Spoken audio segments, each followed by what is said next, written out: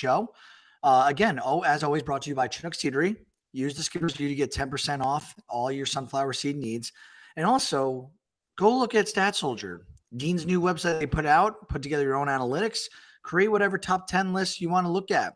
It's super cool, super user-friendly. And I think he will be coming on another episode at some point to discuss it further. But we got football on tonight. We want to talk some baseball as the playoff season, playoff races get heated here in September. Hagen, let's jump right into a team that a few days ago was not, even I guess in the discussion. Now they've won 6 straight, and that would be the Junior Caminero-led Tampa Bay Rays. They're right now up 1-0 against Cleveland. Junior Caminero, age 21 now, 40 bombs this year. The only other people younger to do this by 40 home runs in a season, Eddie Matthews, Mel Ott, Ronald Acuna Jr. Hall of Fame, probably Hall of Fame at some point if Acuna Jr. is able to rack up the stats. Obviously, that's injury-based or health-based, I should say. Hey, what do we think about Junior Caminero this season? I mean, it's just incredible to watch this kid. He has his bat speed in all of Major League Baseball. He's just turned 22 months ago, and this guy just hit 40 home runs. Running from the OPS, we talked about it a lot in the preseason about Junior Caminero's home run total. I believe it was 29.5, 30.5. He crushed that about a month or two ago. Now he has a chance. If he goes hot, if he keeps staying hot, he could hit 50. Like, that's not crazy to say at this point. And if he goes 45 home runs for a 22-year-old kid, that's absurd. He's already putting up a very good, one of the best hitting seasons you've seen from a Rays player, especially since a guy like Evan Longoria has been out of his prime. I mean, it's just incredible to see what he's doing. And from the Rays as well, obviously, I never really thought about the Rays being a playoff team since the All-Star break round then was the last time I really thought about them in the wild card. Now they have a legitimate shot here. Obviously, the Mariners are skidding like crazy right now. They're playing awful baseball. I believe they've lost 15 of their last 20. Obviously, the Rangers, you have Evaldi done for the year and Seager done for the year, and they're a game and a half back of the Mariners right there. And then a game behind them is the Rays. So the Rays have a real shot. They're 2.5 out right now from the wild card game. They have a real shot if the Mariners keep struggling and if they keep playing great baseball, they get sneak into this playoffs. Yeah, Mariners been playing bad. The Rangers, it seems like every day we're hearing someone is now on the end of, on the IL list for the end of the season. And then, it's the Royals, which I'm not trying to throw shade at them by saying it like that, but it's like, I'm not scared of the Royals if I'm the Tampa Bay Rays. Like, I think, let's go get us a playoff spot.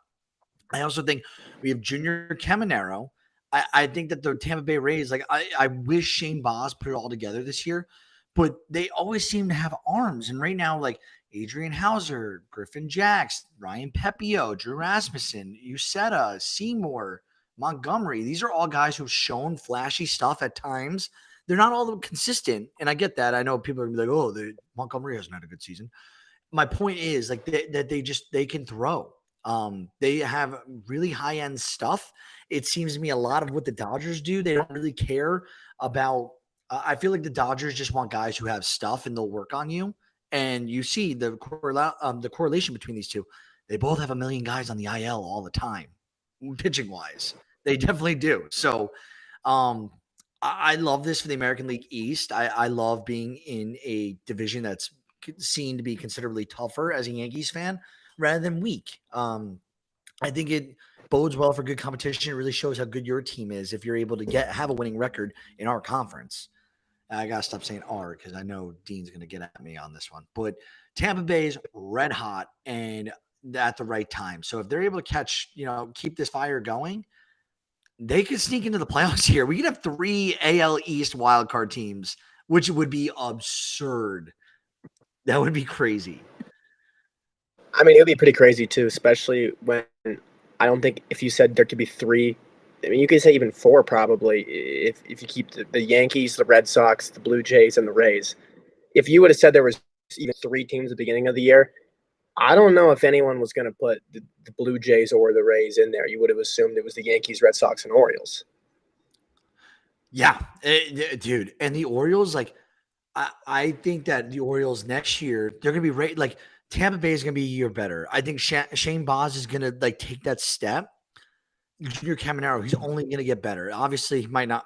40 home runs is a lot, so who knows? But maybe he gets the batting average up next year, and the home runs regress a little bit, but Junior Caminero is he is a stud baseball player. He's going to be one of the top 10, top 5 players in all of the game in a year or two, in my opinion.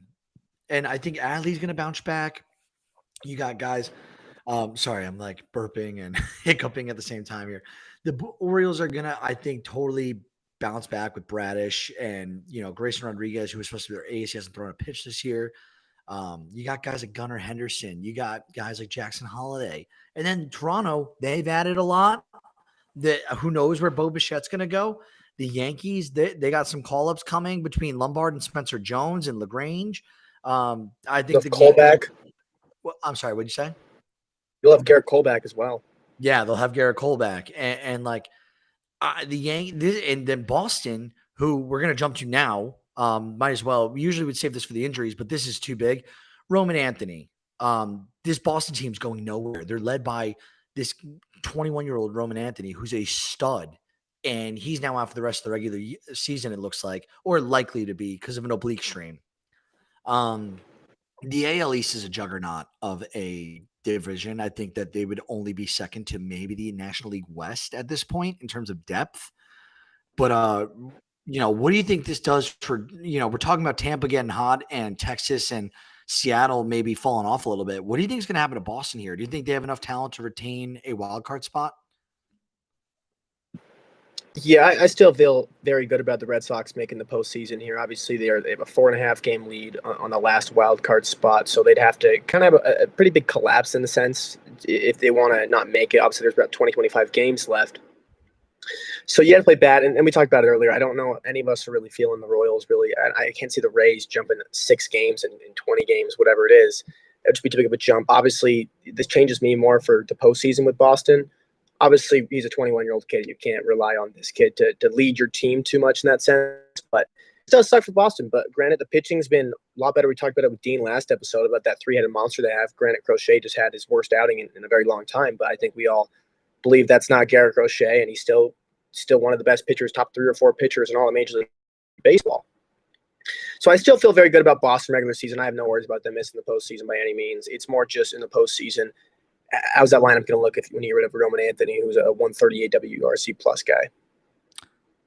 Yeah, Luis Castillo needs to really step up for Seattle right now. I think he's like the veteran arm there, and he's like the least dependable right now. Like I'd much rather throw Wu out there. I'd much rather throw Logan Gilbert or I'm just all the options they have. George Kirby.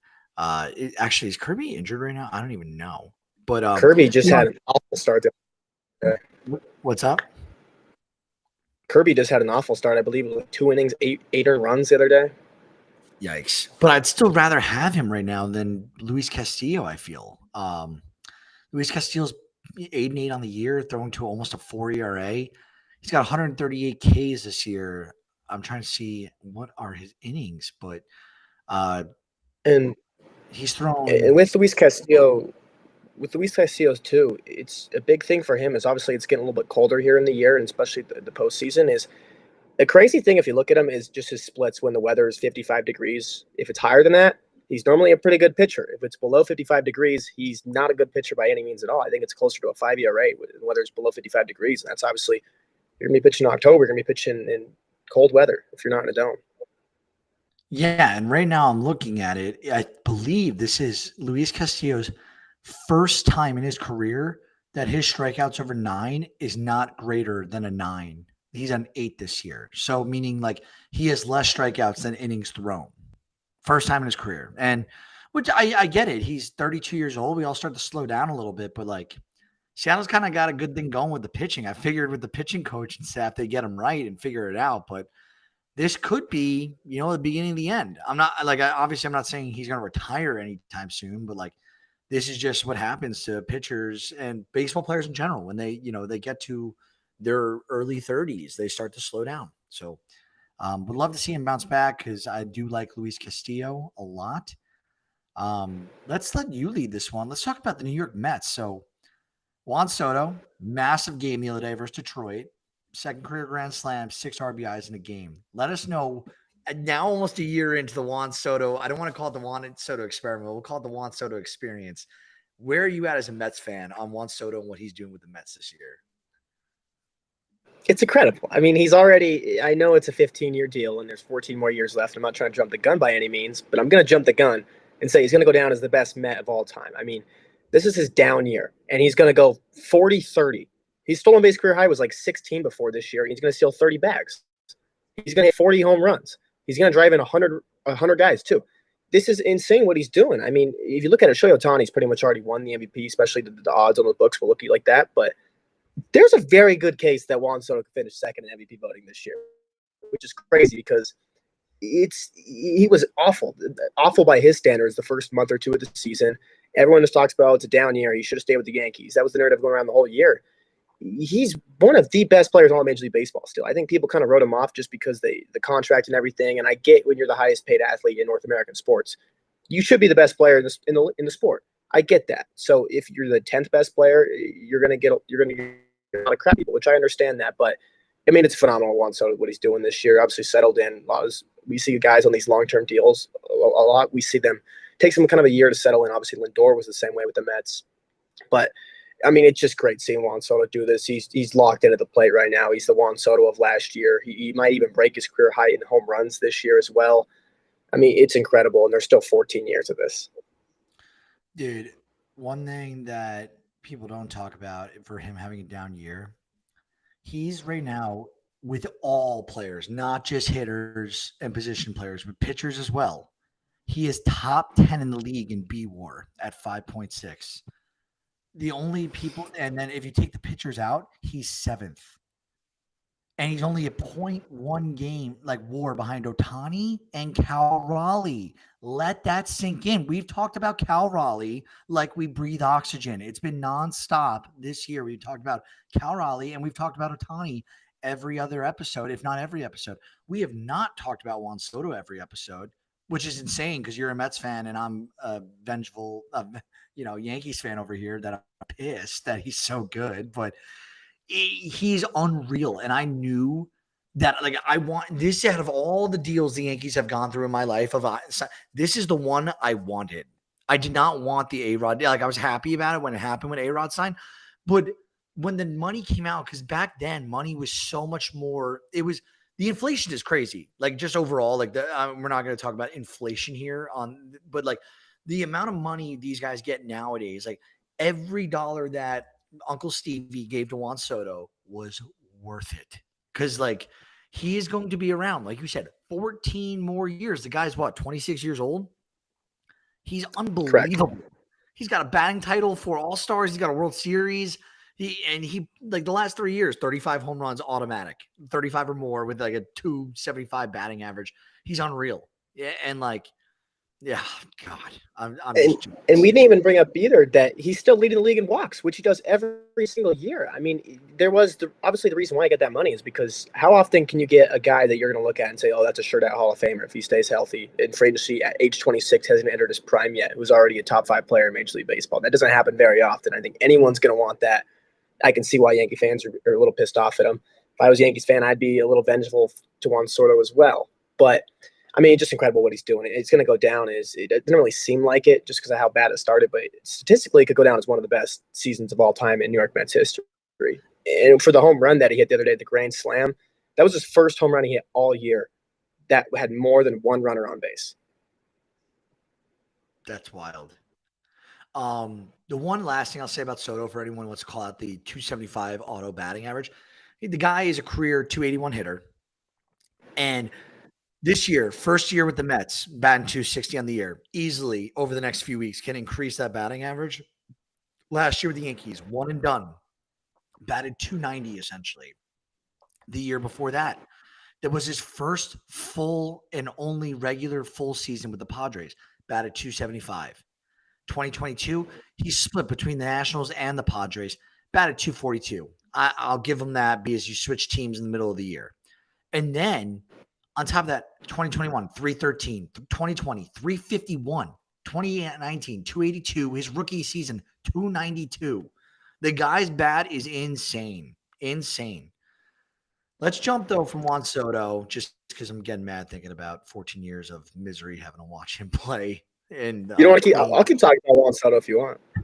Yeah, another episode. We'll talk about Soto. Let's talk about another legend, though. Like I said, we bring him up every episode, if not every other episode.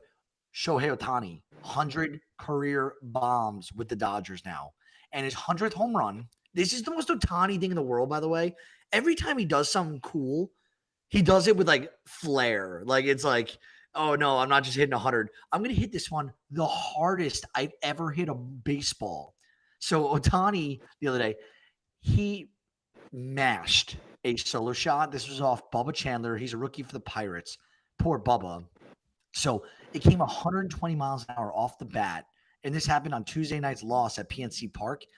It was the hardest hit baseball of Ohtani's career as a Dodger and as an Angel. This is since his StatCast began in 2015. So Ohtani, I'm trying to remember last year. What did he do? What was the cool thing when he did 40-40? Was it that he hit for the cycle that game or something like that? He had a walk-off on the 40-40 and the 50-50. I think it was a cycle. Yeah, like and then like, oh, let me go close out the World Baseball Classic. Oh wait, I'm gonna strike out Mike Trout, my teammate. It's like God, the baseball gods chose him. They're like, this is the guy. This is our guy who we want like no one to ever touch as GOAT status. Shohei Ohtani again, just making us like drop our jaws in awe. I mean, it's incredible what he does. Obviously, every single time we talk about him, I don't know if we've ever had anything bad to say about him besides just injuries. I don't know if there's been anything bad about him to say. Obviously, I already say the best talent ever played this game. But it's just incredible what he's doing. Obviously, that ball, 120 miles per hour. I think it's the third 120 mile per hour ball hit this entire season. Fitting that was in Pittsburgh, where O'Neal Cruz loves to do that.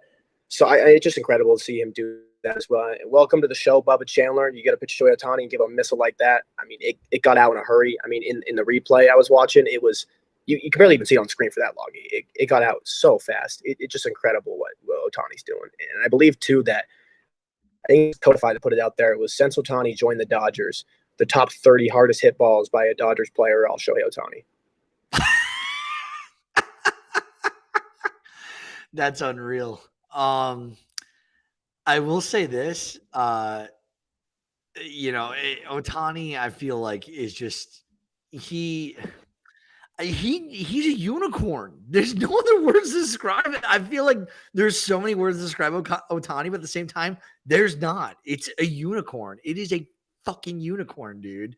Ohtani, it's always great to talk about too. It never gets old talking about what Ohtani's doing in this game. What I was gonna say, outside we got gambling, we got real estate. We could talk a lot of like Ohtani always also avoids these things in his life where it's like, I don't think he was involved in the gambling scandal, but it's like funny to make fun of that we all think he's a degenerate gambler. And then the same thing with the real estate deal.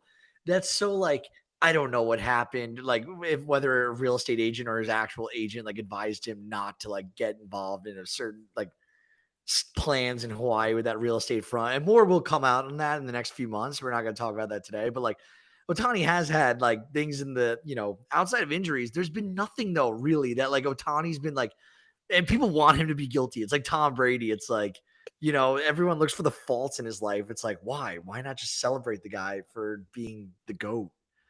But let's move on. Let's talk about a reliever, closer, same division as Ohtani, making some waves this week.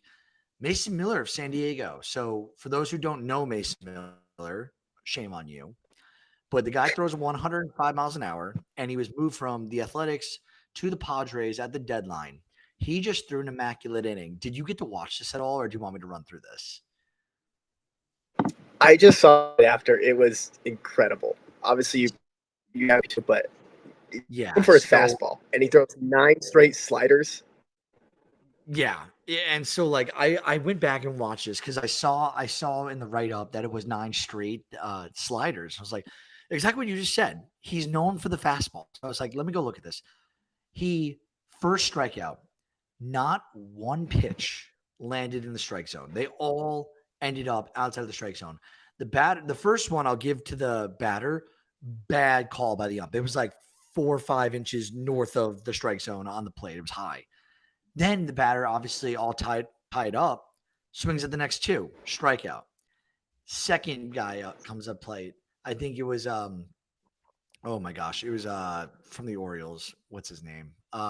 First baseman. Doesn't Oh, matter. O'Hearn? No, not O'Hearn. No, he's on the Padres. Sorry. It doesn't matter. Swung first pitch, check swing second pitch, gets called for it, swung on third pitch. Again, not one pitch landed the strike zone. So Mason Miller just got 2 strikeouts off 6 pitches. Not one pitch was in the zone. And 5 of the 6 were swung on. Finally, the third strikeout, Wink goes swing, check swing, swung. And first 2, not in the strike zone. The last pitch was dead center and got the guy out. So, like, everything was off the plate except for the last pitch he got him on. I thought it was like kind of funny. Like, that is crazy how that happens. No fastballs, everything's outside the zone, yet the guy gets the immaculate inning. I mean, this is probably my favorite immaculate inning that I've ever seen happen. I'm going to put it up there as one of the best ever. I don't know how I'm going to relay that on how rank them and which one's the best or not, but the fact that he threw all 9 sliders when he can throw 104 miles an hour, he threw 1 pitch in the zone, and it was the very last one. Even more, didn't even make contact at any. No one even hit a foul ball off of him. Yeah. It was Ryan Mountcastle, by the way, who I was thinking of, who was like, I'm like, he's a solid hitter and like just couldn't touch him. It was unbelievable. Let's jump to the West for a little bit. Let's talk about the Giants. So Giants, last time I checked, they've won 11 of their last 10 games. And the Giants are right now in a fight for the wild card. So if we look at it now, the Giants are currently in 4th place, right behind the Mets. They're 4 games back on the Mets. They're the Cubs, the Padres, the Mets own the wild card right now. The Giants are lingering, and they obviously they beat up on the Rockies and the Orioles, who are bad teams. They also swept the Cubs recently, and they took 2 of 3 against Milwaukee. So, Hagen, what do you think the Giants are at this point? Like, obviously, Devers is looking a little bit better. Adames, you got guys. Do you think the Giants have it in them? With especially Verlander looked awesome the other day. Do you think the Giants have it in them to make a comeback here, or do you think the Mets are going to hold on?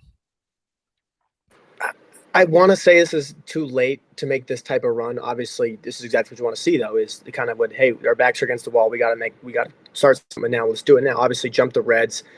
I still stand with what I said last episode, though, that I believe that the National League wild card is set. I think it would take a Mets ultra collapse, which, I mean, the offense is clicking on all cylinders. The offense for the Mets is looking great right now. It's just the starting pitching has been, like, the pitching as a whole, honestly, has just been awful. So the Mets would still have, I mean, they're still 4 games out. I don't believe they play each other again the rest of the season. We can't catch up games that way. So you'd need the Mets to go on a little skid here for a week or two. The Giants, but if you are keeping this up, and you could still gain ground every single day if you keep winning ball games, and the Mets are playing 500 ball like they have been recently. So we'll see if the Giants can pull it out. They made the big move for Devers. They went out and signed Verlander. They went out and got Adames. They have made moves, which I compare the Giants right now to, like, not the historic wise, just like the last 5-10 years, maybe not even 10 years. Cause I don't remember the last Giants World Series, what year it was. Maybe it was outside of 10 years, but 2014. I compare them a lot to the Blue Jays. They go out there and they try and make moves. They're actually trying to make moves, and they just don't have all the pieces together ever at the same time, it seems like, to make a real run. As of late, I know the Giants have won 3 World Series, in the last 25 years, which is outstanding. But we'll see what happens with the Giants. One thing I do want to call out from the San Francisco-Colorado game, I don't know, did you see this whole thing with Devers and Kyle Freeland? Yeah, I did. Okay, so for those who are actually watching us or listening, what happened was Devers hits almost like a line, like a big pop out home run to right field. Devers stands in the box, virtually barely moving to first base after he hits it, just watching the ball. Kyle Freeland, the pitcher for the Rockies, did not take kindly to that. He starts chirping him, and in the middle of like him going to first, Kyle Freeland's like barking at him, like, dude, freaking run around the bases, get out of here. It became violent very quickly.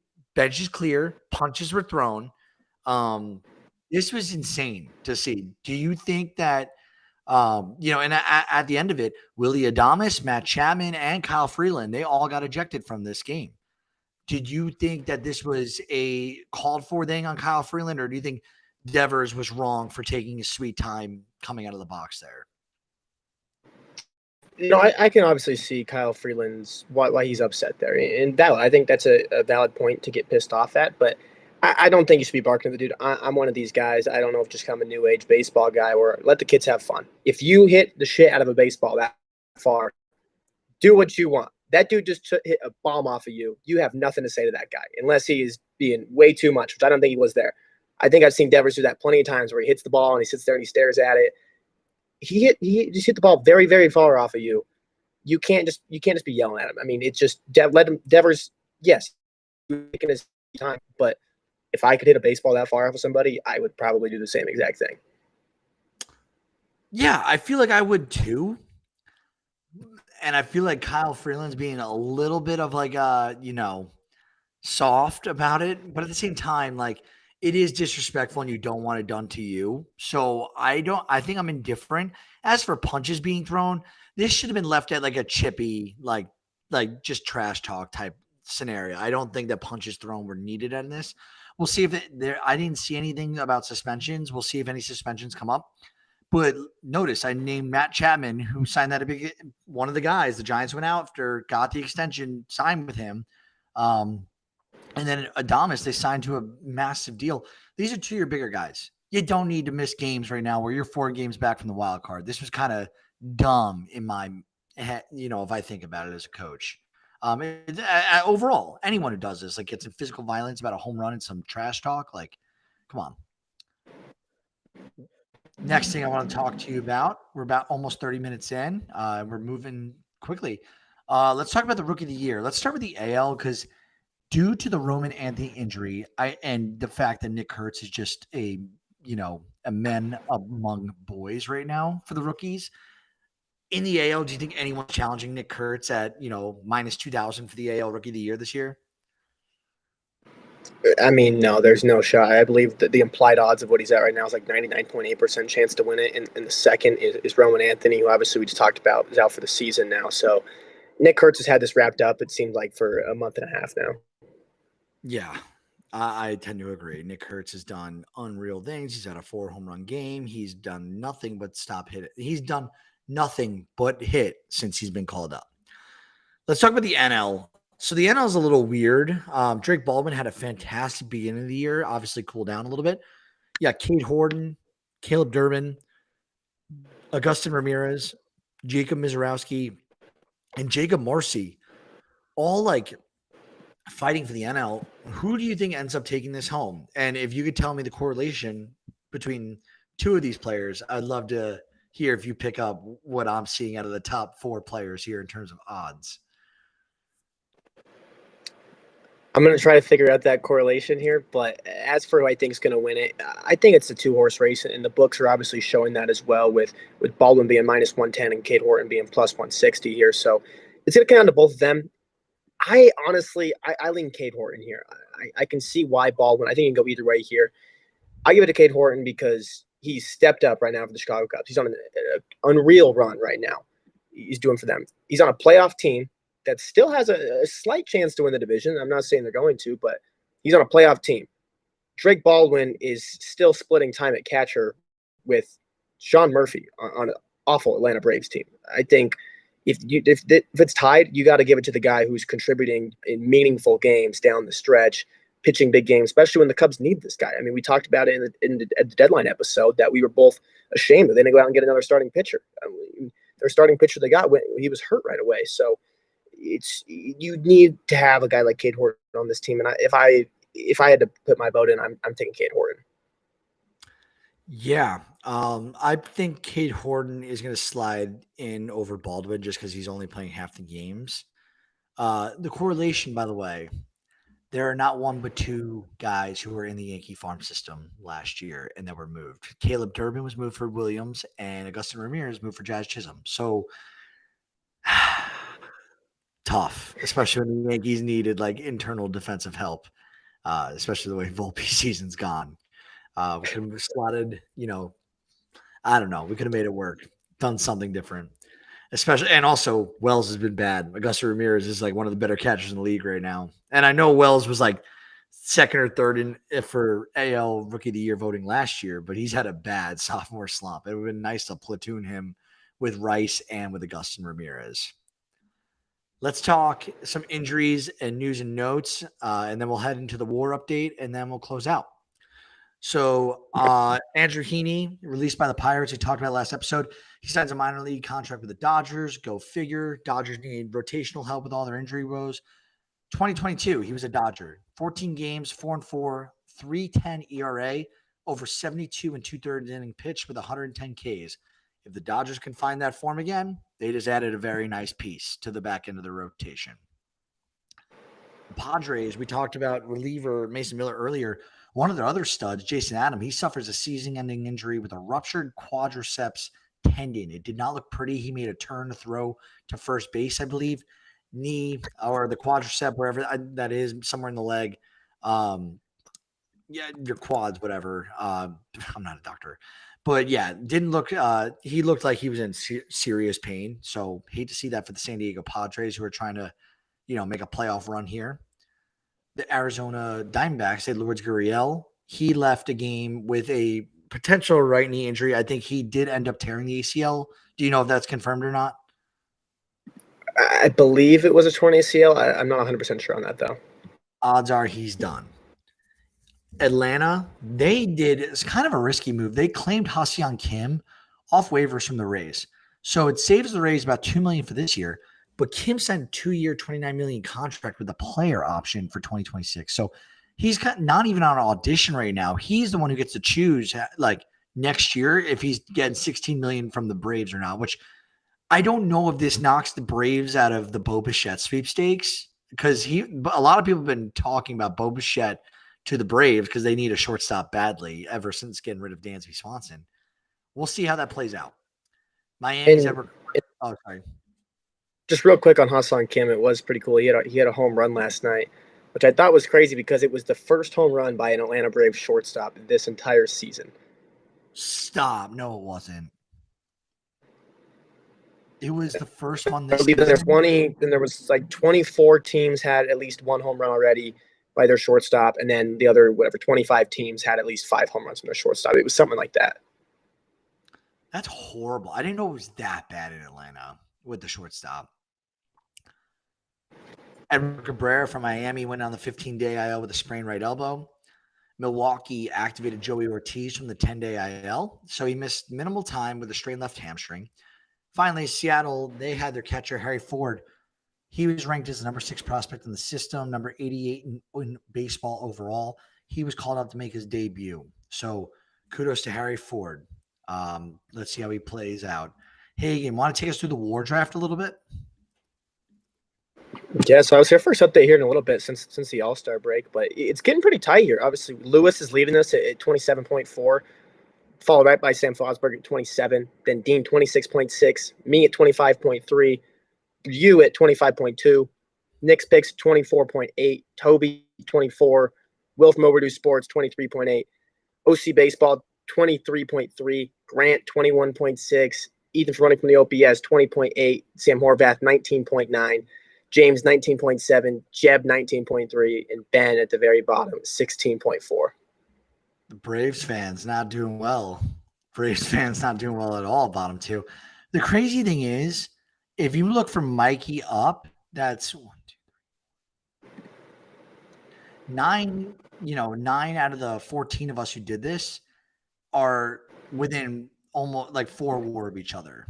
So give or take some minus WAR, plus WAR, it can get really interesting here at the end, especially because like from Toby up is, it's a 3.4 WAR game and we're all right there. Like you, me, Dean, Sam, Lewis, we're all in it. So like, hopefully, no one sustains a major injury from one of their better players, because that's really what's going to determine if someone falls or drops at this point. I mean, it really is going to see who can stay healthy and who can avoid the negative WAR at this point. Yeah. Well, thank you for doing the update.